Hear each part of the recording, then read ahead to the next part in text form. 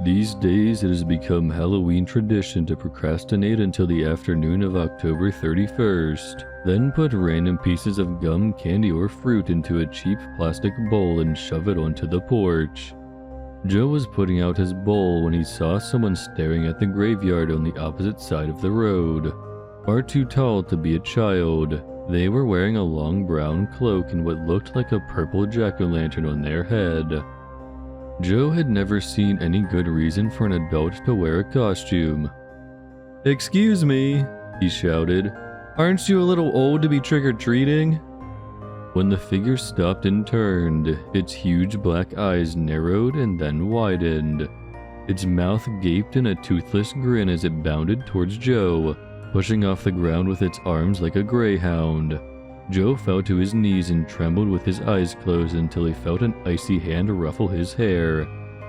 Up close, the figure looked to be 3 meters tall, and its bulbous head was too wide to fit through a door. It had doubled over like a pipe cleaner, and it was resting its head near Joe's face while caressing it with its purple fingers. It chuckled. "Have you ever seen the dead walking?" With the snap of its skeletal fingers, the sky turned blood red and the moon lengthened and curved until it was C-shaped. Of course, the corpses lurched from their graves, dressed in their funeral best. But living or dead, the people milling outside sprouted claws, and crowns, and wings that launched them into the air. Only Joe was unaffected, staring dumbfounded as the people he thought he knew began raucously celebrating their wildest childhood fantasies made manifest. "Such a pity," the figure clucked to him. "There was never any Halloween spirit in you at all." Launching itself backwards, it invigorated the now monstrous crowd with an ecstatic dance that gnarled the trees and made the ground itself cackle. As Joe stared in shock and horror, an unfamiliar voice rang through his head. "We both know this is unsustainable."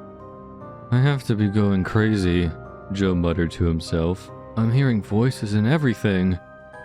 "Well, there is no reason for you to believe you are lucid," the voice in Joe's head replied.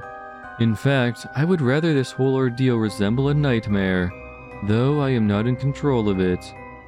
"Who are you?" Joe said aloud. "Assuming we're being realistic, I am an auditory hallucination, a mere voice in your head. However, I will claim to be the thing that controls the physical universe. I would actually love to explain it with a story, if you'd allow me." Joe sputtered, then sighed.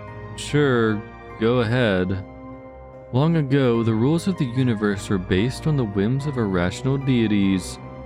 There was life on the planet anyways, and it survived under certain sets of physical laws.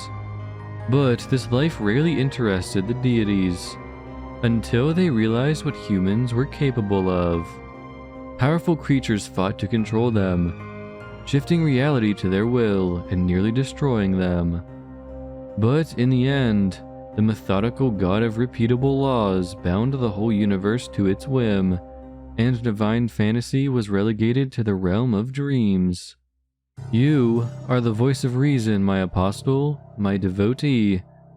Take a kitchen knife and stab the monster who dared defy me." Joe hastily painted his face to blend in, then crept through the bacchanalia of grotesques.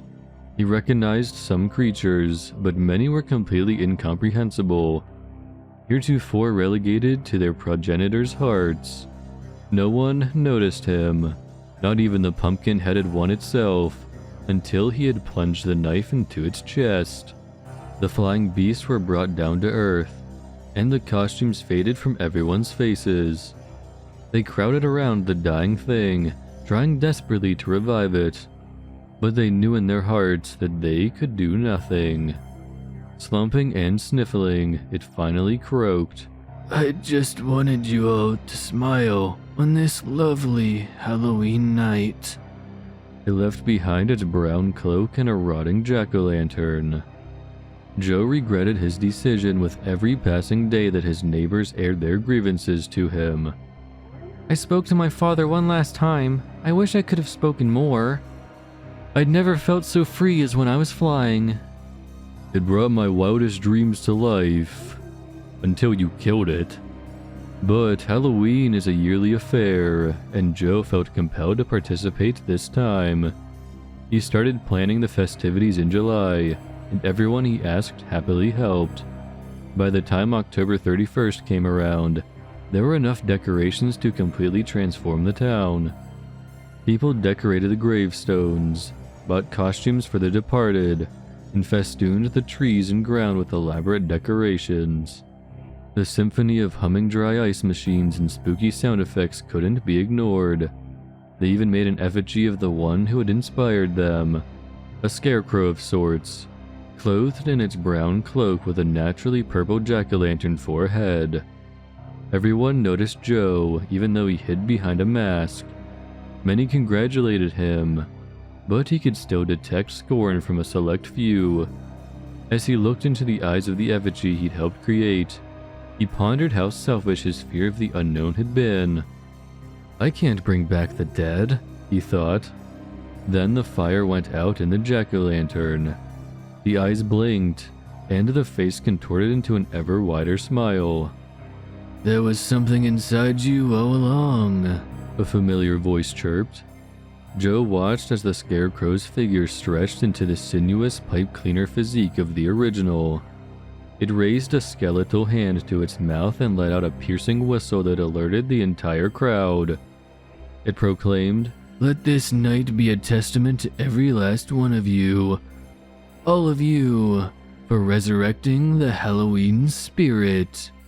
With one snap, living and dead, reality and dreams intermingled for one more glorious night.